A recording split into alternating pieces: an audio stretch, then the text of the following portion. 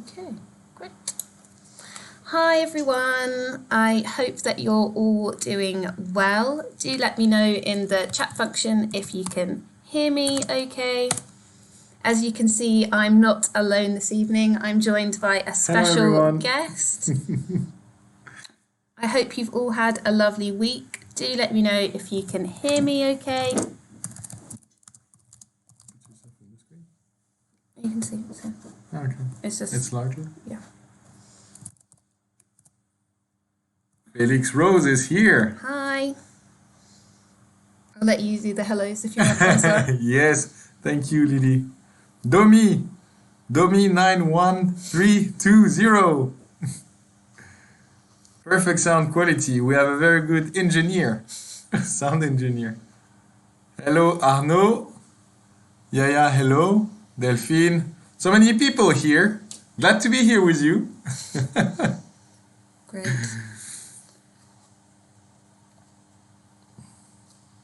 Okay, let's make a start. So for those of you, if you've never been to a YouTube live before, we are Cercle and we run a free YouTube live every week on a very interesting topic to help you learn your English. So I hope you enjoy this week's YouTube live. We're going to be talking about the theme of travel. Most people enjoy travel, whether it's a city break, a countryside escape, or a beach holiday.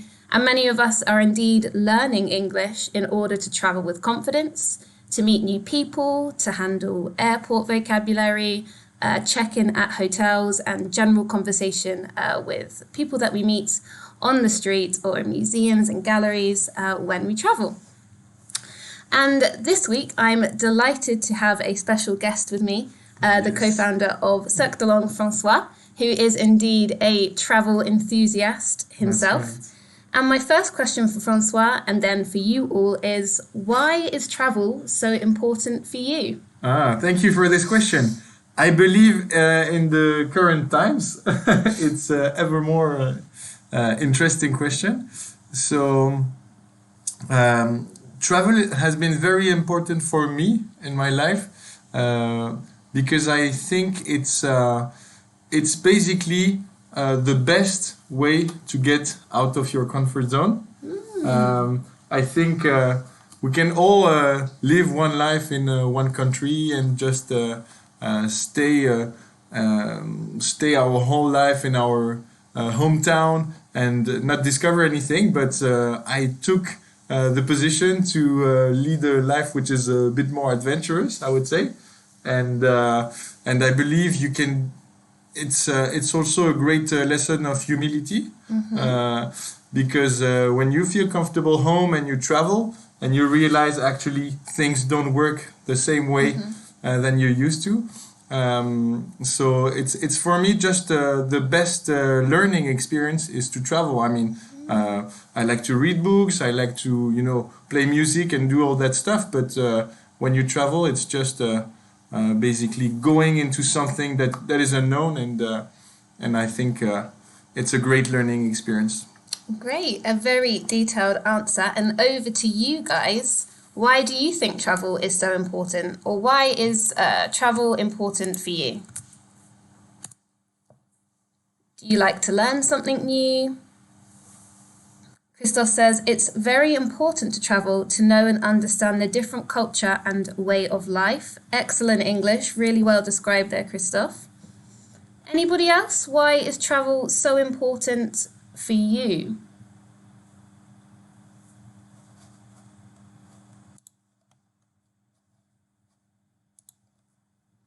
Any ideas?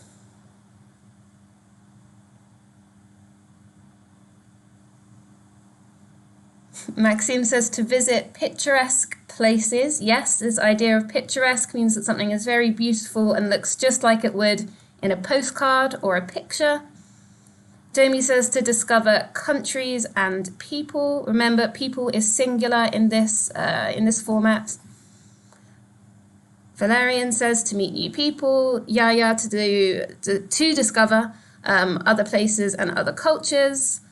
Arnaud, because it opens our minds to different cultures and countries. Yes, I love the idea of being open-minded and exploring other places.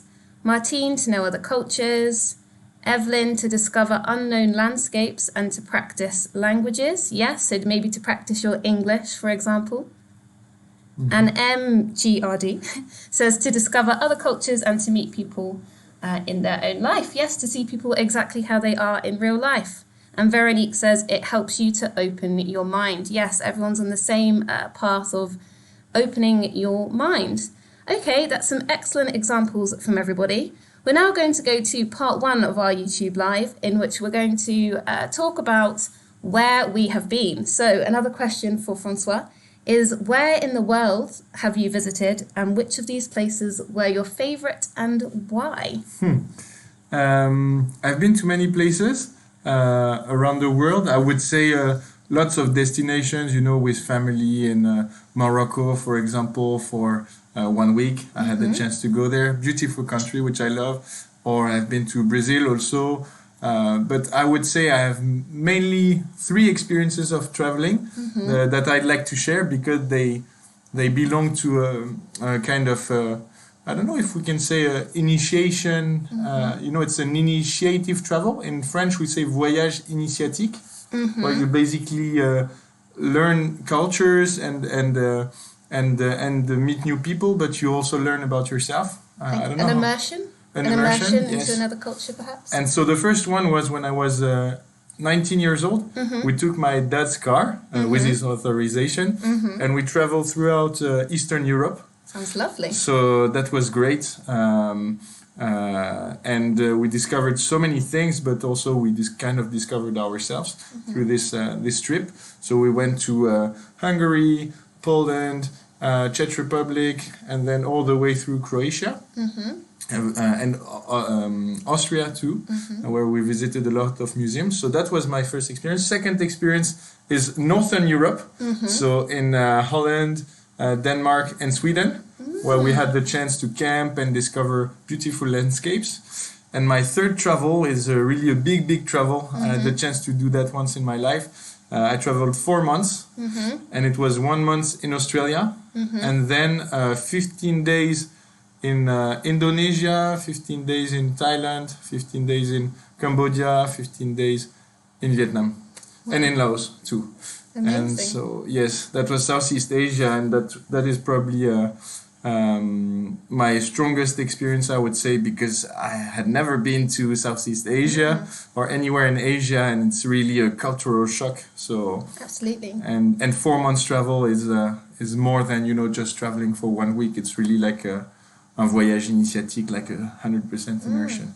Okay, great. And what about you all? Where in the world is your favorite place to travel? Thank you, Maxime. Where in the world is your favorite place to travel? I'll let you read these ones out, Francois. What's your favorite? When they come up. Where in the world is your favorite place to travel? So we've had lots of examples from Francois. Venice, Scotland. For the landscapes, indeed, Scotland, and Celtic spirits. And with the how do you say the instrument? The bagpipes. The bagpipes. The bagpipes. And the kilt, very traditional. To Canada. Great country, I've been there too. My wife comes from Canada, from Winnipeg. Poland, Spain, Greece, Bulgaria, Egypt. Oh, a lot on Christo's side. My favorite place is Giant Causeway. I don't know where that is. We did that in our YouTube. Oh, sorry. I'm a bad student. It's in Northern Ireland. Northern Ireland, okay. Your third travel is my dream. Yes, KM. Go there. Southeast Asia is beautiful. So many nice landscapes. You can hike on a volcano. You can surf. You can meet so many people. You can party.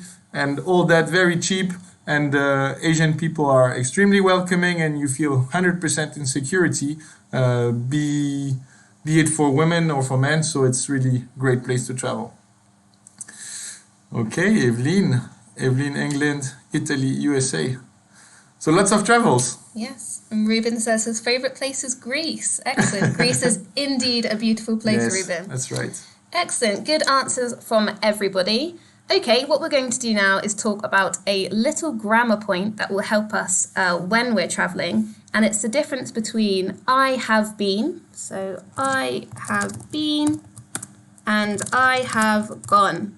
So both of these are the present perfect in English, which we use to talk about experiences. And we use the verb construction I have been to discuss places that we have visited and have since returned. So, for example, I could ask Francois, Francois, have you ever been to Canada?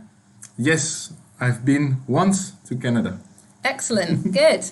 And we use the verb construction I have gone to describe when someone has not yet returned from the place they are visiting. So, for example, I might say, my aunt has gone to the US for 2 weeks, which indicates she hasn't returned from the USA yet. So a little difference between I have been and I have gone, which I hope will help you in your travel adventures once or if COVID ever calms down. It Okay. Hopefully, yes, hopefully. Okay, great. So now we're going to go on to the second part of our YouTube Live. We're going to talk a little bit about culture and stereotypes when traveling. So when we travel, we either find the place that we're visiting very similar to our own culture or vastly different to things that we know. And even though France and the UK are indeed neighbours, our cultures actually differ quite a bit. So imagine the differences between countries that are extremely far away, like Europe versus Asia, or the US versus Asia, for example, or Africa. So yes, now we're going to explore some of the main differences between Anglo-Saxon and French culture together, and we're going to suss out whether they are true or not. So I'm going to start by talking about the United Kingdom and what British people are like both at home and abroad. So as you can see on the slideshow behind me, when it comes to eating, British people, we have shorter meal times. We don't particularly focus on spending a long time eating. Usually we eat to survive rather than eating for pleasure. I know in France it's very different. When it comes to drinking, and by drinking I mean alcoholic beverages, we have a culture of heavy drinking. We have quite a bad stereotype when it comes to being abroad. We drink quite heavily as a nation and we party quite heavily as well. When it comes to our culture of work, in the UK, we have a sort of struggling to switch off. And by switch off, I mean turning your laptop off, putting your emails away and not working at all. Often British people will take work with them on holiday and regularly check their emails, despite the fact that a holiday should be a time to relax. And on the sort of social basis of what we're like, usually we're pretty social people. We're willing to meet new people, get to know them, talk to them, and see other cultures. And I think a part of that is because it's often easier for English people to talk to foreigners because we already often have a language in common, which of course is English. So for us, it's definitely easier than French people. And I'll pass over to Francois, who's going to discuss what French people are like, both at home and abroad. So trying to draw a parallel between what you said. French people centered around food, definitely. I believe French people are proud of their food as being a cultural heritage, I would say. Drinks also and meals. And obviously, I believe we take we take more time than other people for meal times. Drinking, I would say we're maybe not as efficient as British people Yes, we're in on a that. Maybe we drink, on the British side you would drink more beer. On the French side we will look more for wines, I would say. That's a bit of a cliche, but kind of is true.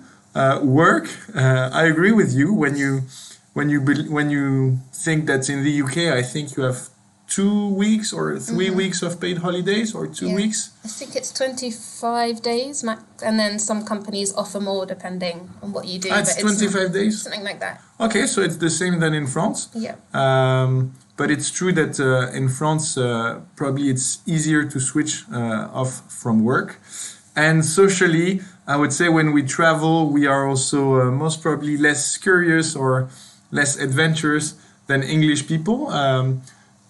What's very easy for English people is that they already master the international language, which is English. But at the same time, I would say it's more difficult for them to talk privately in that framework. But on our side, I would say French people kind of tend to stay together when they travel, whereas British people would probably be more open-minded, I would say. It could be true, yes. But as you said, I think it's a lot easier if you speak a common language already. I think it must be quite challenging for French people to not only be abroad, but also to have to speak English. So we've definitely got an advantage there. Okay, and great. And thinking about what you said, do you think that when you travel, countries you visited, are people closer to French culture, so what we've described on the right, or are people closer to Anglo-Saxon or British culture, or neither? I believe in general people are closer to British culture. I think the ones that we can all take inspiration from when they travel are the Germans. I mean, maybe not on every topic, like when they wear flip-flops, with socks. But they are a very open-minded nation, and they're always. It's hard for them to make the first contact, but they always very curious. And when you get to know them, the relationship really increases. In comparison to an American person who would be like straightforward and very sympathetic at the first sight, but maybe later on could be judged as being superficial. In Germany, is really growing relationship with time, and when they travel, when you're put in difficult situations and you meet German people, they kind of have this tendency to create a strong bond. Love that. Very interesting. Okay, great. Now we're going to look at a couple of stereotypes. So a stereotype is someone, sort of traits that you think about, a type of person, usually linked to their country of origin. I'll copy that over so you can see how that's spelt. A stereotype. Stereotypes often are rooted somewhat in truth, but are often quite exaggerated. So we shouldn't always believe the stereotypes that we hear about different people. For example, I'm British, but that doesn't mean I necessarily like drinking tea all the time. But however, that was a bad example because I do like drinking tea. But just because you're British doesn't mean you automatically love tea like myself. So this is a typical Brit on holiday. And as you can see, on the left, we've got someone who's extremely pale, wearing sandals and holding a beer. They're sunburnt on their face because they're British. They're slightly overweight because we're kind of known for having a slight problem with weight in the UK. And he's strolling down the beach. He doesn't look overly happy. We're not the most extrovert or overtly happy nation. But yes, we're sunburnt. Same with the image on the right. This girl, unfortunately, has got a bad sunburn. So our stereotype is very much getting burnt on holiday, drinking quite a lot of alcohol on holiday, and also being fairly loud between us. We're known for being quite social. We're more than happy to go out and have a party, meet people, and of course, yes, get sunburnt. So, Francois, what is the French stereotype on holiday, and is it accurate? Wow. That's a good question. What's the French stereotype? I don't know, actually. I would say most probably seen as elegant. Yes, it's true. You're very chic. But yes, probably fashionable. And what else could I say? Yeah, maybe I would say less prone to building contacts with other people, but I'm not sure. Potentially. And over to you guys. What do you think French people typically look like or behave like abroad? Do you have some insights to what you as a nation are like when you're not in France? How do you behave? Do you get sunburnt like British people, or are you more capable of surviving a holiday? What do you think French people typically look like and behave like abroad? MGRD says he agrees with Francois. German people are very warm when we know them, and he's been to Germany for business travel. Nice. Martine says the stereotype of the French people is rasking. Rasking? I'm not sure I've heard. I'll have to. What do you mean, Martine, with rasking? You have to go into a bit more detail of what you mean by rasking, Martine. Yaya says French people are never happy. I don't know whether to agree or not. I would agree in general. Let's say on average. You're right. Edward says you like to visit museums. You are. Paris itself is famous for museums, so yes, you're very cultured. Martine meant to say raking. I'll have to have a little research on what you're trying to say, Martine. To rake is when you have leaves and you rake them in the garden to put them all in a pile. So I think you mean something a bit different. Arnaud says we're not very polite. I'll let Francois decide. Complaining. They're complaining. Yes, yes, we are. Complaining. We're a nation of revolutionaries. To complain, yes. Of course, link back to the French Revolution, this idea that you love to complain about something. There must be some good things about French people, though. This is all very negative. Grumpy. Oh, we've got one positive one. I think that French are cool and they like joking. That's nice. Maybe Jean-Noël is a non-French person? Could be. Complain, yes. I'm grumpy, yes. Okay, that's true. So your stereotype is not much better than ours, but at least in a minimum, you're not sunburnt, so you're already doing better. Okay, cool. Excellent. So now we're going on. Oh, we've got a couple more comments. Thanks. Could you write the word? Yes, of course I can. I wrote it slightly above for you. To complain is de se plaindre. Se plaindre. Yeah, thank you. Se plaindre in French. Excellent. So on to part 3 of our YouTube Live. We're going to talk about some travel disasters. As you know, traveling is filled with ups and downs, and by that I mean positive moments and also negative moments. We might make mistakes. For example, we might misread a sign and take the wrong bus. We might misorder something on the menu, book the wrong hotel, or even get the language wrong at times. And for me, my biggest travel disaster was when I booked an Airbnb for my family and I in Spain, and I didn't read the description of the Airbnb correctly. And my family and I drove for 18 hours through France all the way to Spain. And when we arrived, I thought the villa would be just for me and my family. And I got there and there was an 80-year-old Spanish woman living there. Oh, no. And it was her home and we had to share it with her for 2 weeks. So I had to have extremely awkward small talk with an old Spanish woman and take turns to go in the jacuzzi and the swimming pool. So we lived with an 80-year-old Spanish woman for 2 weeks on holiday, much to the sadness and disappointment of both my parents and siblings. That happened to a friend of mine too, in Portugal. Airbnbs are difficult to read. Like, you have to be really careful, everyone, about the descriptions, even if they're in French. Yes. They're always a struggle. What about you? What's your biggest travel disaster? I think my biggest travel disaster is a car accident. Oh, that's very So nothing to worry about. We have not been put in danger, but basically we're driving. It was at the end of a 10-hour drive, so we're all exhausted. And I was here with my car, and I wanted to turn left because we wanted to plant the tent, you know, to sleep.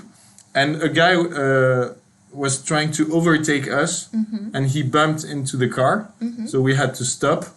And so I had to. It was in Czech Republic, at the border of Poland and Czech Republic, and we had to go to the police station. Oh, no. And the guy would not speak any word of English. That's why it's very important to learn English.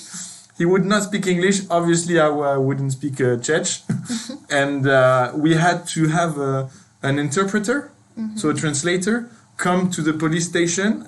It happened, I think, 6 p.m., so à 6 heures de l'après-midi. And the exchange lasted until 2 or 3 p.m., 3 in the morning, sorry. Oh, yeah, a.m. 3 a.m., so 3 in the morning, jusqu'à 3 heures du matin.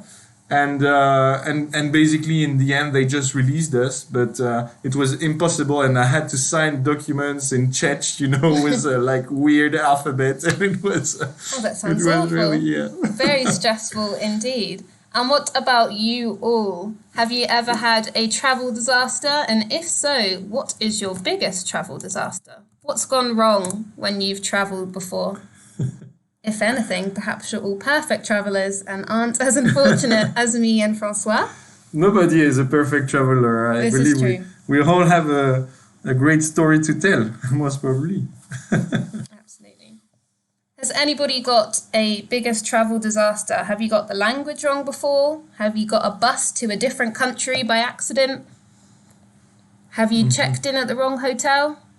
Oh, Missed the flight. Edward's got a good one. He's missed a flight. I think we've all been there. Actually, I have not personally, but it's my biggest fear is to miss a flight. Really? You've never missed a flight? I always show up to the airport like 4 hours in advance. I'm just like, I have to be there because I paid the money. I have to be on that flight. Miss a flight. Delphine says she bought tickets to New York and then the company went bankrupt and the holiday was cancelled. I'm sorry, I don't mean to laugh. That was a good story. I'm sorry that you didn't get to go to New York though. Yes. Anybody else? I happened to book a return ticket. You know, I was in Berlin, wanting to come back to Paris, and I booked a return ticket, but the other way around. Oh no, the wrong. Oh So no. when I showed up in Berlin to go to Paris, I actually had a ticket to Paris to go to Berlin. Oh, don't worry. I once booked a ticket, like an aeroplane ticket, in my mum's name instead of mine, and I got to the airport and they were like, "Are you Elizabeth Pryor?" And I was like, "Oh no, I like booked the ticket in my mum's name," so I had to buy another one. Okay, Maxime says, when travelling with friends, we lost each other in Bologna in Italy and the battery died on my phone. That's quite bad. Christophe says he's lost his passport and phone in the sea in Greece. I'm not sure why you had your passport in the sea, Christophe, but you do you. Muriel says when she went to Cuba, she didn't have authorization. Did you mean you forgot your passport potentially? And she also says she put her phone in the water. Not a good combination. Yara says he was obligated to take, to take insurance for rent a car because he didn't have a credit card and had to pay 90 euros. That's a bit expensive. And Valerian is very proud of herself. Her travels have always gone well. Congratulations. And that makes one of us out of everyone. You've got a couple losing their passport again. And Arnaud says when he went to Tunisia, the country is almost only to have rest on the beach. And you left after 1 week instead of 2, so the country didn't, it was disappointing. Okay, excellent, great. So I'll skip over to the very last bit of our YouTube live. Oh, I think we might have frozen. We're going to quickly look at a last bit of grammar together. So we are going to talk about the second conditional, to talk about a hypothetical or imaginary situation. So the construction of this is if plus past simple ... would/wouldn't plus infinitive. And what I mean by that is if I had lots of money, I would go to Asia. If I were you, I would travel as much as possible this summer. So my question for you, Francois, whilst we wrap up, is if money and time weren't important for you, where would you go? I would go to North Pole. The North Pole? Yes. To meet Father Christmas? Pole. Yes. I know it's, it's very fascinating to me, you know, just a desert of ice. And I think that it's very expensive. So if money was not a problem, I would definitely pick up fun. this Very choice. cool. Yes. And what about you guys? For our last minute, if money and time weren't important, where would you go in the world? What is your dream holiday? I think I would go to Asia. To try all the food. I love noodles. Delicious. Yes. But Asia, you only need to pay for the plane ticket, you know. Is everything free in Asia? No, it's not free, but you can travel 1 month in Asia and spend less money than 1 month living in Paris, you know. Okay, so it's quite a cheap country. Yes, it's very cheap.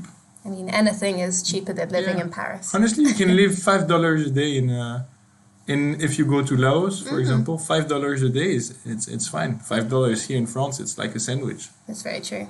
Very, very true. Oh, we've got some examples that have come in. KM says a long trip to South Asia. Remember, we used the preposition to go somewhere, to go to South Asia. In would already mean that you're already there. MGRD says, my first day in Italy. Oh, this is an example of something going wrong. His camera was stolen. Maxime says, Greenland or Iceland. Magnificent nature there and very peaceful. Nice adjective, magnificent. I love that. Martine, I'd like to go to Australia. Christoph would like to go to Australia as well. Yes, nice country, Australia. We've got Japan, the USA, China and Russia. You've got a lot of places to visit, Evelyn. I hope you win the lottery. Edward says, a USA, a 1-year trip, slow travelling. That's very thought out. I hope that can happen for you. With a motor, how do you call that? A bike, motorbike. Yeah, motorbike. And Delphine says, if COVID did not exist, we will travel again. Yes, very true. We would travel again. Yaya says, if I had money, I would spend 1 year around the world. Good construction of your verb T.